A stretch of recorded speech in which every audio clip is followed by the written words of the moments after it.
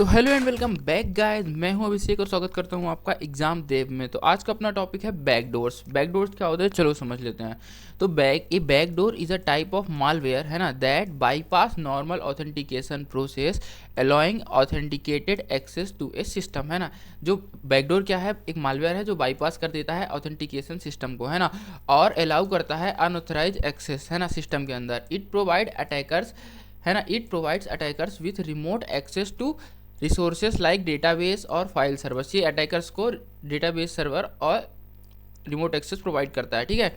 Enabling them to issue command, update malware and control the system, है ना। ये चीज़ इनको इनेबल कर देता है, क्या, इशू कमांड इशू कर सकें ताकि वो और अपडेट मालवेयर अपडेट कर सकें और सिस्टम को कंट्रोल कर सकें। तो backdoor are typically installed by exploited, है ना, एक्सप्लॉइटिंग वर्नेबिलिटीज इन सिस्टम, है ना, सॉफ्टवेयर और वेब एप्लीकेशन। मतलब कि इसके अंदर की कमजोरियों को ढूंढ के और उसका यूज़ करके बैकडोर्स को इंस्टॉल किया जाता है, ठीक है।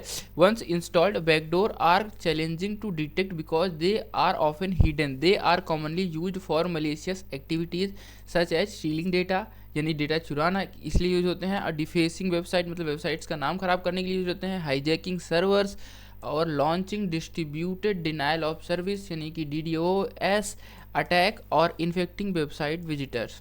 DDoS मतलब क्या है कि ये क्या करेंगे, आपकी वेबसाइट से रिक्वेस्ट भेजेंगे किसी और की वेबसाइट में, है ना। ऐसे ही ये कम से कम हज़ारों वेबसाइट्स को हज़ारों कंप्यूटर्स को बैकडोर्स के थ्रू एक्सेस कर लेंगे। फिर क्या करेंगे कि सब में से एक किसी पर्टिकुलर वेबसाइट पे रिक्वेस्ट भेजेंगे और उसको बंद कर देंगे, है ना। क्योंकि बहुत सारी रिक्वेस्ट जब एक ही बार में जाएगी तो क्या होगा कि वहाँ पे लेजिटिमेट यूज़र को वो वेबसाइट नहीं शो होगी, फिर वो बंद रिस्पॉन्ड नॉट रिस्पॉन्ड बताएगा। To prevent backdoor it is essential to secure application, है ना, patch vulnerabilities promptly and use advance security tools to detect unusual activities within सिस्टम। तो समझ गए क्या बोलना चाहता हूँ मैं, है ना।